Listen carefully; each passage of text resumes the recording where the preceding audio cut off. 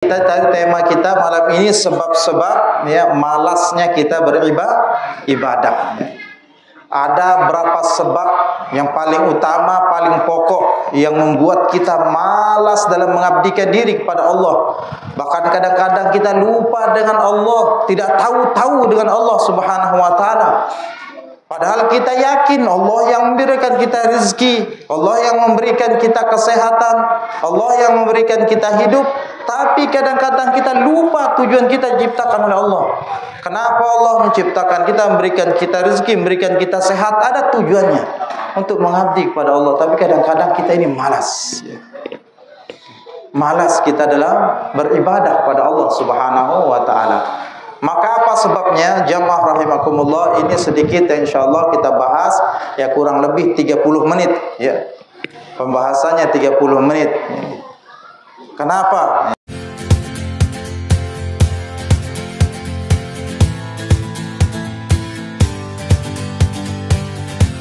Assalamualaikum warahmatullahi wabarakatuh.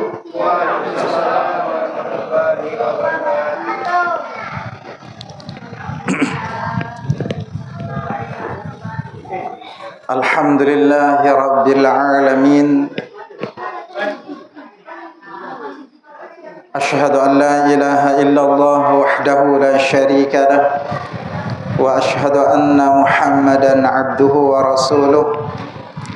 Allahumma salli wa sallim wa barik ala sayyidina Muhammad wa ala alihi wa ashabihi wa man tabi'ahum bi ihsanin ila yaumil qiyamah. Qala Allah Ta'ala fi kitabihil karim, ya ayyuhalladzina amanu taqullaha wal tanzur nafsum ma qaddamat lighad wattaqullaha innallaha khabirum bima ta'malun.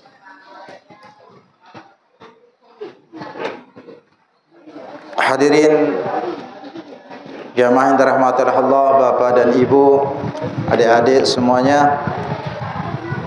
Alhamdulillah ya, malam ini kita dipertemukan kembali oleh Allah Subhanahu wa taala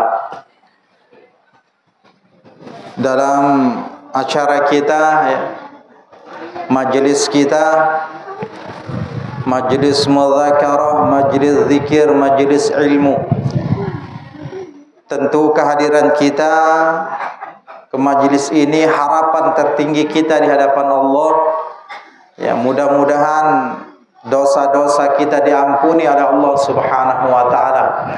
Ilmu kita makin bertambah dan kita makin dekat dengan Allah Subhanahu wa taala, sehingga amal-amal kita mudah-mudahan menjadi penyebab kita mendapat ridha Allah dan sampai nanti ke surganya Allah Subhanahu wa taala.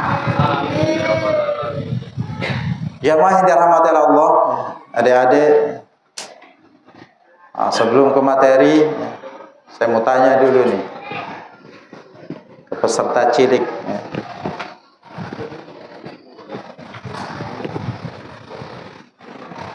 Pertanyaan kita apa nih? Salat? Salat Isya tadi? Salat Isya enggak? Kau enggak salat Isya? Salat Isya apa di sini?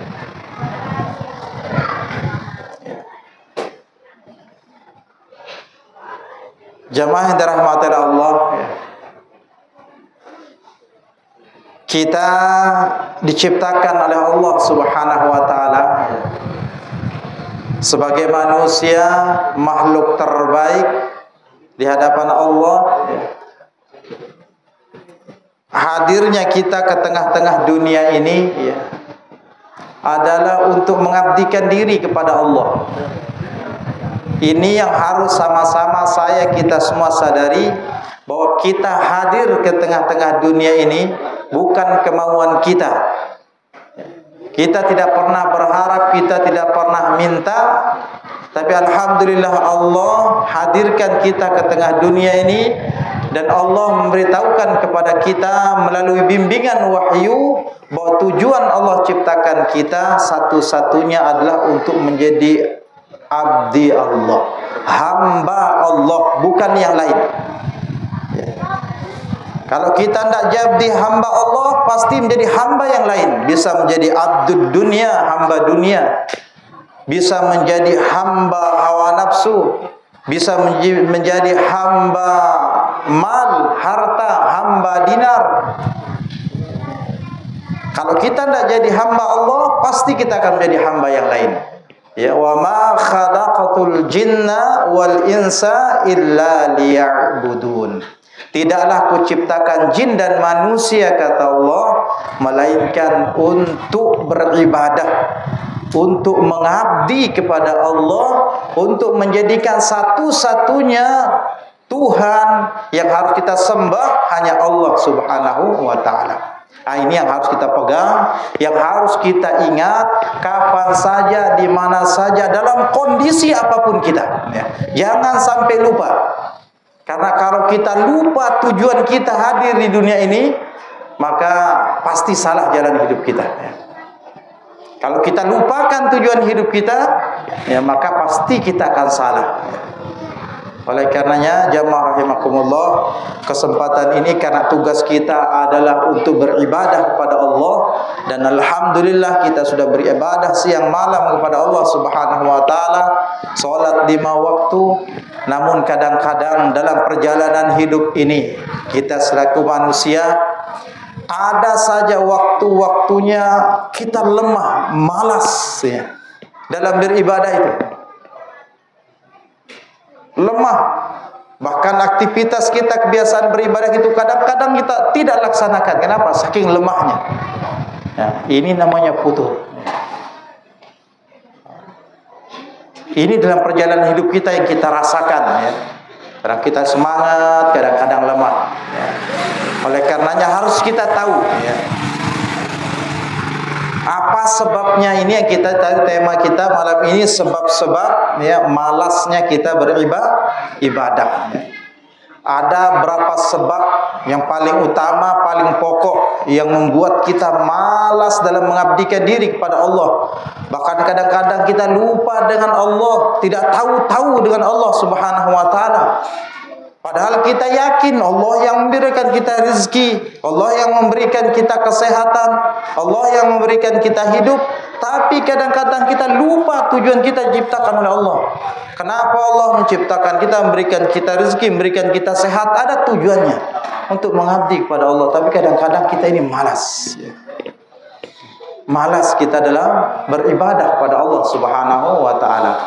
Maka apa sebabnya? Jamaah rahimakumullah, ini sedikit insyaallah kita bahas ya, kurang lebih 30 menit ya. Pembahasannya 30 menit. Kenapa? Ya, kalau pertanyaannya kenapa kita malas beribadah, ya lemah dalam beribadah kepada Allah Subhanahu wa taala, sebab pertamanya itu adalah dhaful iman namanya. Yang jelas ini sebabnya kita malas beribadah, itu pasti iman kita lagi lemah, lagi turun ya. Karena sifatnya iman itu naik turun. Sifat iman kita itu naik turun, dan ini sudah menjadi kesepakatan seluruh ulama bahwa iman itu kadang-kadang dia naik, kadang-kadang dia turun. Ya. Dan ini paling banyak ya, yang menyebabkan kita lemah dalam beribadah ketika iman kita ini turun. Lemah iman kita. Kalau iman kita turun, pasti iman lagi lemah. Maka kita harus cari solusi bagaimana caranya supaya mendongkrak, menaikkan iman ini. Maka apa salah satu tips yang diberikan oleh para ulama adalah salah satunya ia rajin belajar, rajin ngaji, rajin menuntut ilmu ya. Ini akan menjadi penyebab utama, insyaallah iman kita akan naik, karena dengan ilmu kita itu akan tahu. Kita bertemu dengan orang-orang soleh, nasihat-nasihatnya mereka itu akan nasihat mereka membuat kita makin meningkat iman kita. Apalagi yang kita baca Al-Quran, yang kita kaji Al-Quran, ini paling cepat. Kalau kata para ulama, yang paling cepat meningkatkan iman itu adalah membaca Al-Quran. Karena Allah sendiri sudah berfirman, salah satu ciri orang-orang benar imannya, wa idza tuliyat alaihim ayatuhu zadatuhum imana. Kalau dibacakan ayat-ayatnya, artinya Al-Qur'an, itu zadatuhum imana, naik imannya, bertambah imannya. Iman bertambah, pasti makin bersemangat dalam ibadah. Ya, karena tidak bisa dipisahkan iman dan ibadah. Kuat iman, kuat ibadah. Lemah iman, lemah ibadah. Makanya perintah Allah dalam Al-Quran, ya, salah satu perintah Allah bagi orang-orang beriman, ya ayyuhalladzina amanu dzkurullaha dzikran katsira. Jadi orang-orang beriman itu dalam Al-Quran Allah perintah untuk banyak-banyak ingat Allah, banyak-banyak zikir. Makanya makin banyak zikir berarti makin kuat iman. Sedikit zikirnya, lemah berzikir berarti lemah iman. Iman kita lemah. Maka ini sekali lagi yang harus kita perhatikan adalah iman kita. Maka salah satu untuk bisa menguatkan iman kata para ulama, ya, dan harus terus kita lakukan, dan dengan kita lakukan ini insyaallah Allah akan rubah amal-amal kita. Apa itu kata para ulama? Adalah senantiasa dalam hidup ini kita harus apa? Harus banyak membicarakan kebesaran Allah. Bahkan kalau bahasa ulama, kalau kita setiap hari, tidak usah banyak jamnya, bisa artinya 1 jam saja, tidak usah banyak, 1 jam, tapi setiap hari ketemu yang kita bicarakan kebesaran Allah. Dengan teman yang kita bicarakan kebesaran Allah. Artinya tidak 1 jam duduk, tidak, tapi ketemu, ya, yang kita ceritakan apa? Tentang keagungan kebesaran Allah. Yang kita ceritakan adalah la ilaha illallah, kehebatan Allah subhanahu wa ta'ala. InsyaAllah itu akan masuk ke dalam hati kita, sehingga hati kita akan jadi kuat. Hati kita, iman kita tambah kuat. Makanya dalam Al-Quran ini sangat luar biasa. Ya ayyuhalladzina amanu taqullaha wa qulu qawlan sadida. Apa qawlan sadida ini? Kata-kata yang benar. Kata ulama, terutama ahli tafsir dalam kalangan sahabat, Ibn Abbas mengatakan qawlan sadida ini adalah kalimat la ilaha illallah.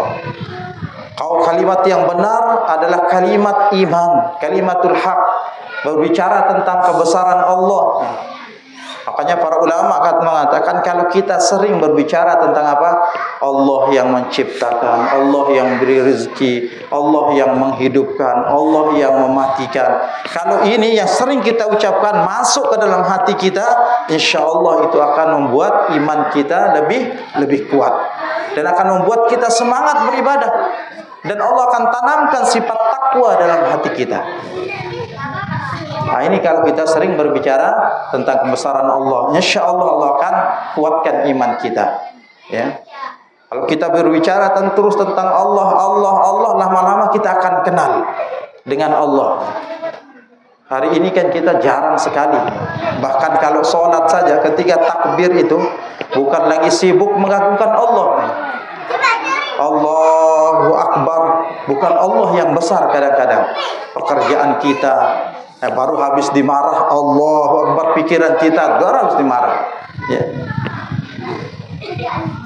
Tak bisa masuk besaran Allah karena jarang kita.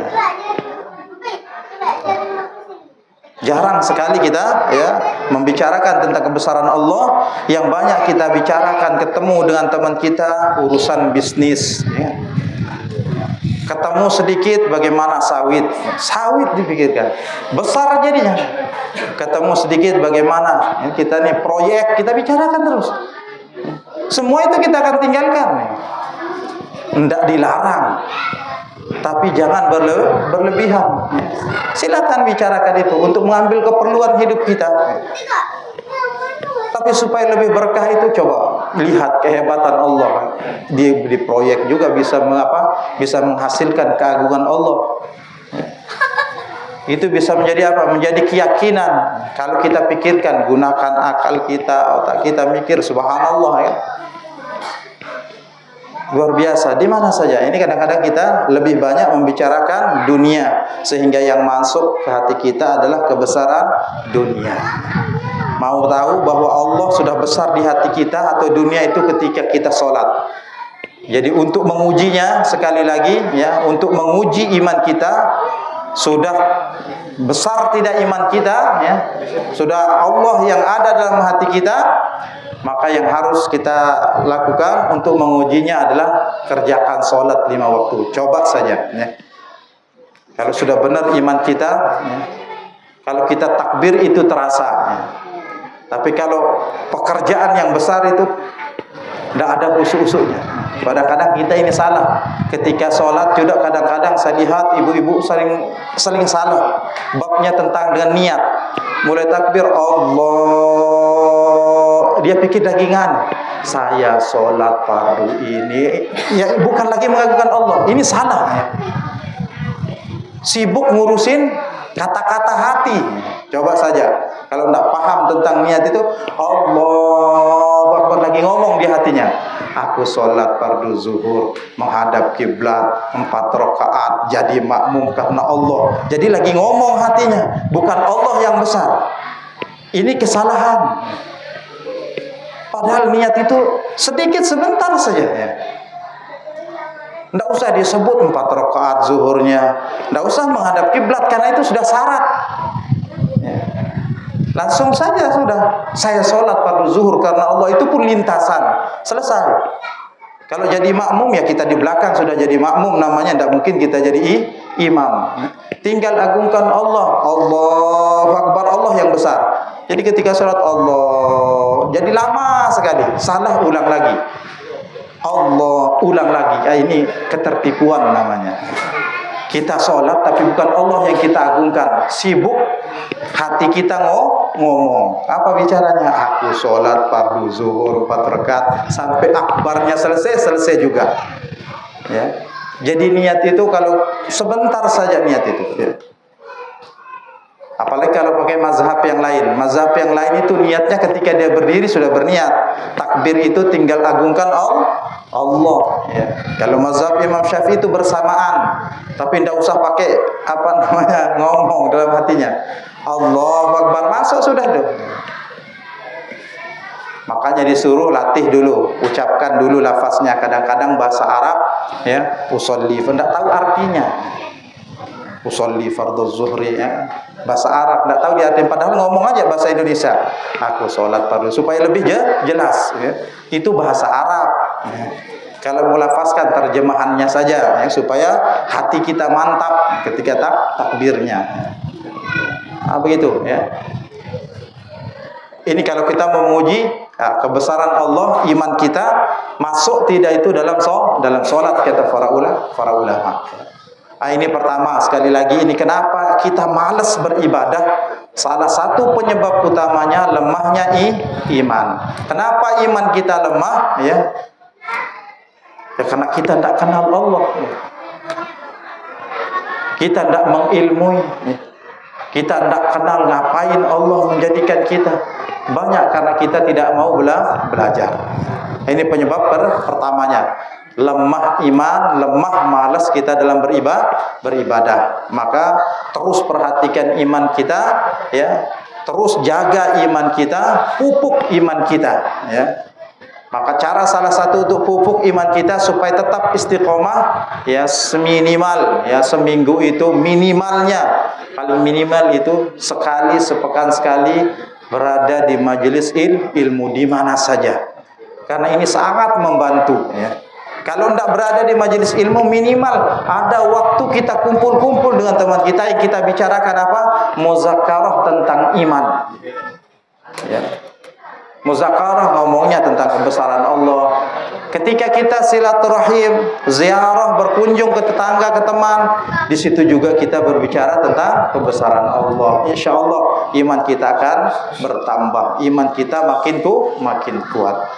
Ini solusinya supaya tetap iman kita kuat sehingga kita semangat dalam beribadah. Yang kedua, ya, kenapa kita malas dalam beribadah? Ya. Lesu, loyo kita dalam beribadah. Penyebab kedua ini hubbud dunya. Apa hubbud dunia? Terlalu cinta dengan dunia. Kita tidak dilarang mencintai dunia, silahkan. Tapi jangan melampaui batas. Yang harus kita cintai di atas segala-galanya Allah dan Rasul.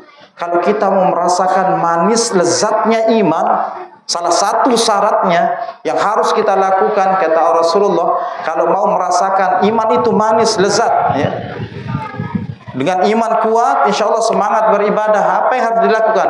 Mencintai Allah dan Rasulnya di atas segala-galanya. Mencintai Allah dan Rasulnya harus lebih, ya. Alladzina amanu asyadda hubban lillah.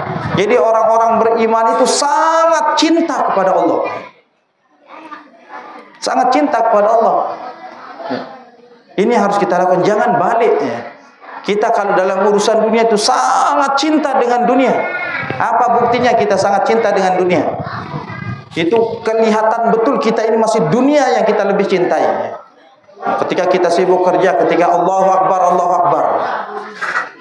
Apakah kerjaan kita lepas atau tidak? Kalau kita lepas kerjaan kita datang kepada Allah, berarti kita lebih cinta kepada Allah. Lebih cinta kita kepada Allah. Ini jangan sampai hati kita ini penuh dengan dunia, bahaya sekali, ya. Bahkan ada ancaman dari Allah.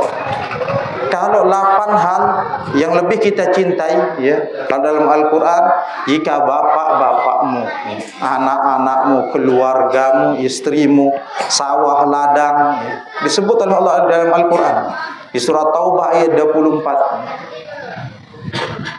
Sawah ladang, kendaraan yang kamu senangi, ya, usaha yang kamu khawatir kerugiannya, tempat tinggal yang kamu senangi itu lebih kamu cintai daripada Allah dan Rasulnya dan daripada perjuangan di jalan Allah, ya.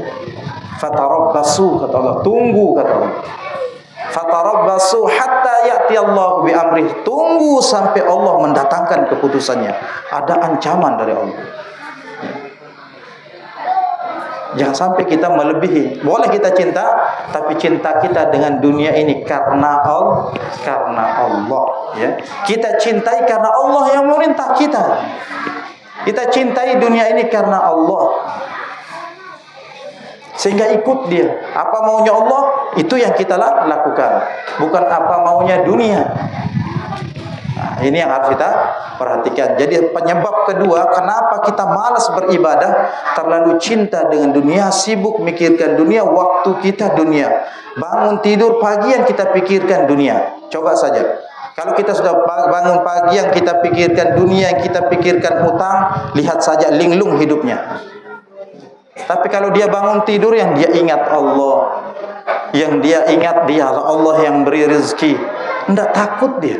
Dia jalan saja di dunianya. Sambil apa? Sambil berserah kepada Allah, ya. Kalau dia punya utang, niatnya memang lurus ingin bayar hutang, Allah berjanji akan bantu dia bayar hutang. Kadang-kadang yang susah itu, kalau orang sudah cinta dunia itu senang berhutang, niatnya tidak mau balikkan hutang. Nah, ini bahaya, ya. Terlalu cinta kepada dunia. Padahal kalau kita punya masalah hutang, ya, niatkan saja bayar dan usaha sedikit-sedikit, nanti pasti Allah akan selesaikan. Banyak cara. Kalau tidak ahli waris kita, ada cara yang lain nanti ada Allah. Dan ketika kita memang niat kita untuk membayar hutang, mati kita nanti ada harapan. Karena ada yang orang yang berhutang, yang nanti dia tidak akan mendapatkan apa-apa, itu orang yang berhutang dan memang niatnya tidak mau bayar hutang, menyepelekan hutang. Ini bahaya. Orang berhutang itu dua. Nah, ini bahaya. Itu kalau sudah cinta dunia ya begitu. Ya, maka hati-hati, ya, dengan mencintai dunia ini, hati-hati. Berlebih-lebihan itu membuat kita lemah nanti dalam beribadah. Malas kita. Coba saja, ya. Ya, kita pikirkan dunia, jadi malas kita beribadah. Nah, ini yang kedua, ya. Yang ketiga, kenapa kita malas beribadah? Kata para ulama, sebab-sebab yang paling poin kenapa kita dalam hidup ini malas sekali dalam beribadah. Yang ketiga itu, ya, banyak kebiasaannya ada kalau nanti belajar tasawuf itu terlalu banyak makan. Tapi ini terlalu banyak makan yang haram.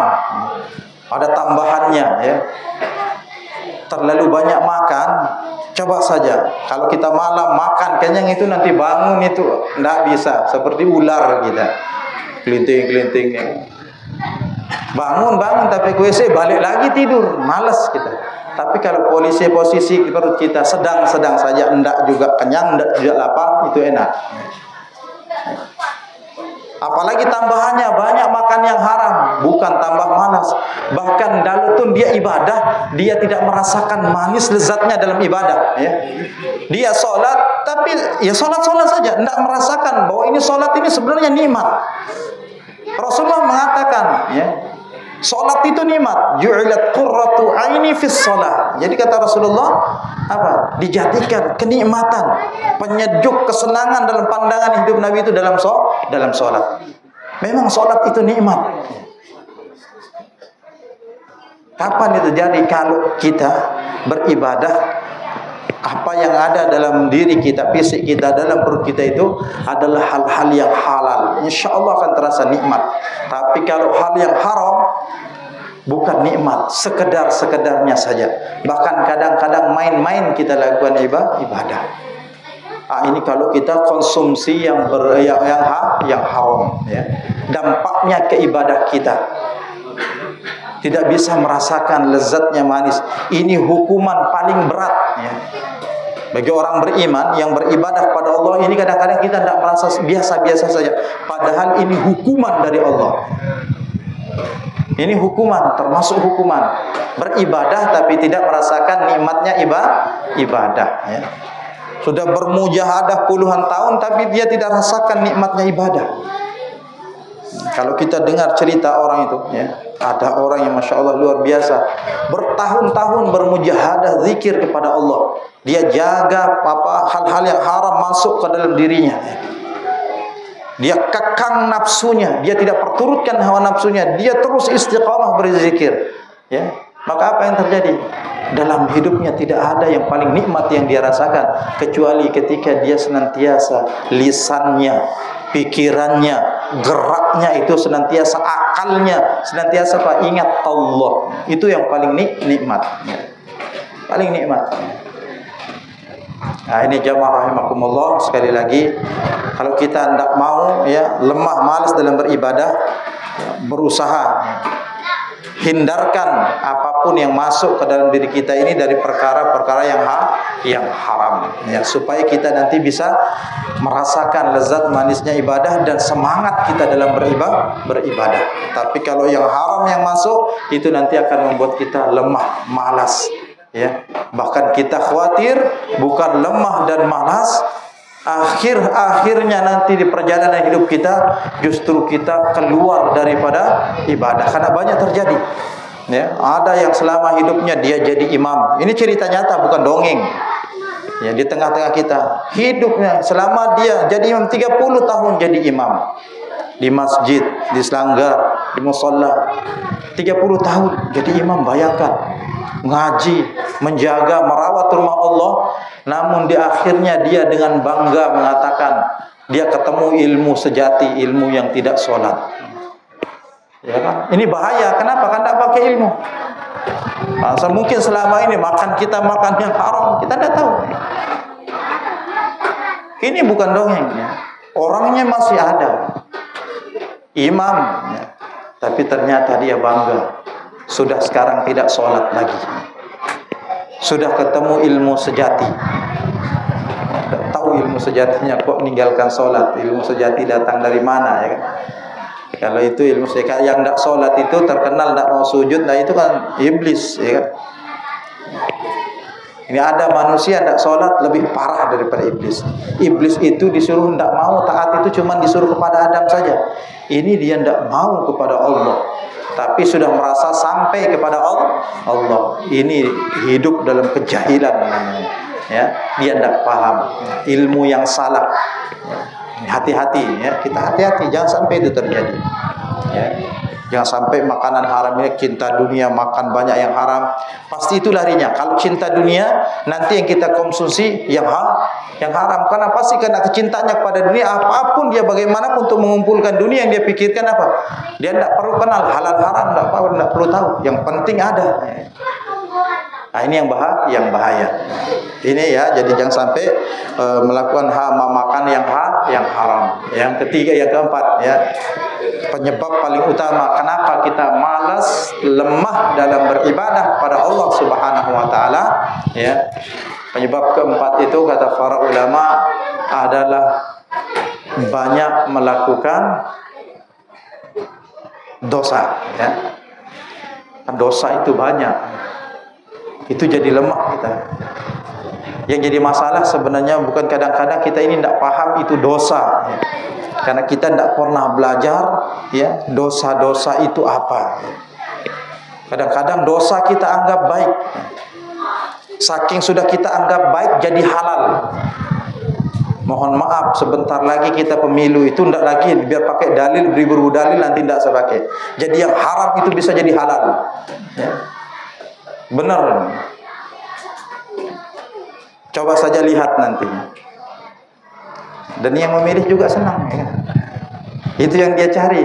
Masalahnya kita ini masalahnya bukan apa? Karena masalahnya di ekonomi makanya begitu. Kalau sejahtera mungkin tidak begitu kita. Membuat apa? Karena kita kelaparan itu membuat orang bahaya ya. Bisa melakukan apa saja, tidak kenal halal haram nanti dia. Kekenyangan juga membuat ya, ini dua ini. Yang di atasnya kenyang, yang di bawahnya lapar. Ini jadi berpadu ya. Ya. Ini hati-hati ya. Jadi bahaya ini, tidak kenal halal haram lagi. Ini termasuk dosa, tapi kadang-kadang kita tidak merasa itu yang paling bahaya yang tidak merasa itu dosa. Kalau dia lakukan, dia sadar ini salah, insya Allah ya adalah kesempatan untuk tobat. Ya tahu dia kena salah, cuman ada kepentingan yang lebih mendasar mungkin ya kan mungkin dalam kondisi lain dia berfatwa sendiri kan, biasa makan babi itu kan haram ya. Tapi dalam kondisi tertentu memang tidak ada lagi ya. Bisa jadi halal, tapi ambil secukupnya. Ini kadang-kadang tidak ambil secukupnya, ambil situ, ambil sini, ambil sini. Ini yang jadi masalah ya. Hati-hati ya. Jadi kita ini masalahnya dosa. Jadi sebab kenapa kita malas beribadah? Karena salah satu di antara sekian banyak penyebab itu adalah banyak melakukan dosa. Jadi malas kita beribadah. Maka kita perhatikan ya, dosa-dosa itu banyak. Ada dosa mata, ya, ada dosa telinga, dan ini masih dosa-dosa besar semua. Dosa lisan. Ini sumber-sumber dosa. Jadi para ulama mengatakan sumber dosa itu mata, telinga, lisan, dan kemaluan. Ada pada ini sumber dosa, sumber dosa ya. Kalau kita bisa tutup ini, jaga ini, insya Allah aman. Makanya para ahli tasawuf, para ulama tasawuf, ini yang dia bersihkan. Ini sumbernya ya, dari mata ya, nanti lisan kita, telinga kita ya, bahkan pikiran kita ya, bisa menjadi dosa. Karena itu pintu masuknya dosa. Terlebih-lebih lisan. Yang paling berbahaya itu lisan. Paling berbahaya itu lisan. Kata Rasulullah sallallahu alaihi wasallam, paling banyak menyebabkan orang masuk ke nerakanya Allah, ya salah satu penyebabnya adalah al-famu, lisan. Ya paling banyak ya, penyebabnya orang menghantarkan dia, bahkan dia ahli ibadah. Siang dan malam mungkin kerjaannya ceramah melulu. Tapi bisa dia masuk ke neraka apa? Kadang-kadang dia membakar dirinya. Lisannya kadang-kadang ceramah berlebih-lebihan. Apa berlebih-lebihan? Kalau sumpah serapah mestinya kita ceramah itu tentang kebesaran Allah, ini menghina melulu di ceramahnya. Nah, ini perasaan kita sudah benar, tapi ini bahaya, pengaruh lisan. Berapa banyak yang begitu? Di ceramah kita apa? Menggunjing, memfitnah orang lain. Nah, ini tidak benar ya. Ini bahaya lisan. Ngomong itu banyak ngomong, banyak salah. Maka pesan Rasulullah sallallahu alaihi wasallam ya, agar kita tidak terhindar dari dosa lisan ini, Rasulullah menyuruh kita tahan. Amsik alaika lisanak. Tahan lisanmu. Man najah, apa kunci keselamatan? Ya, salah satunya itu tahan lisanmu ya. dan banyak merasa luas di rumah. Hendaklah banyak diam di rumah. Dan yang ketiga kata Rasulullah, tangisi dosamu. Kalau bisa lakukan ini, insyaallah selamat. Tahan lisan kita. Karena ini sumber-sumber dosa yang sangat bahaya. Ya. Biasanya apa yang kita dengar nanti cerita. Coba saja duduk ceritakan di situ. Kita tidak pernah tabayun kepada kita, ceritakan saja berapa dosa yang kita sudah lakukan. Nah, ini bahaya. Jangan sampai kita banyak sekali ya. Jadi dosa-dosa banyak sekali ya. Kita pelajari mana yang halal, mana yang haram ya. Mana yang halal, mana yang haram namanya. Ini berkaitan dengan dosa-dosa. Jadi ini yang kelima ya. Yang keempat yang harus diperhatikan. Yang pertama tadi lemah iman, kedua hubbud dunia, ketiga banyak terlalu makan yang haram, yang keempat ya banyak melakukan dosa. Yang kelima ya, jangan pernah memperturutkan hawa nafsu. Ya. Nafsu ini ya, musuh kita sejati itu di diri kita. Nafsu. Makanya kalau mau masuk surga ya, mau masuk surga itu gampang saja. Dua langkah. Allah nyatakan dalam Al-Qur'an, fa amma man khafa maqama rabbih wa nahan nafsa 'anil hawa fa innal jannata hiyal ma'wa. Adapun orang-orang yang takut kepada Rabb-nya, wa amma man khafa maqama rabbih ya wa nahan nafsa 'anil hawa, dia takut kepada Allah ya, dan dia injak nafsunya ya. Maka apa tempatnya? Nanti Allah sediakan surga. Fa innal jannata hiyal ma'wa. Maka sungguh tempatnya nanti di surga ma'wa. Dua saja ya, hawa nafsu kita ini. Karena nafsu ini senantiasa membawa kepada ya nafsu. Kalau waktu azan, nafsu kita kan tidur aja. Lawan dia itu. Musuh kita. Yang bahaya itu nafsu sudah dipegang oleh setan. Nah, itu yang bahaya. Lawan. Azan, zuhur, lagi asik nih. Lawan. Sifat ini nafsu semua nih. Dilawan. Jangan diperturutkan hawa nafsu kita.